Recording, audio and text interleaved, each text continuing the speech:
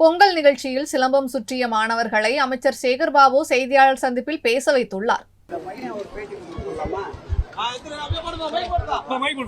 சந்தோஷமா இருந்தது இந்த பொங்கல்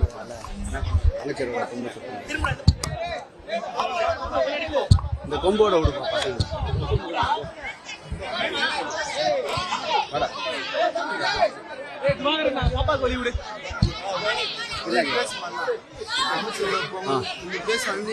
கண்ணா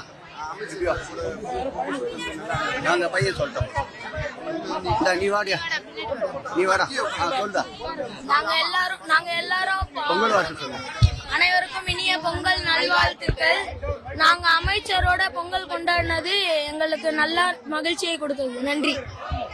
அமைச்சர் எங்க கூட சிலம்பம் சுத்தினதெல்லாம் நல்லா மகிழ்ச்சியா இருந்தது.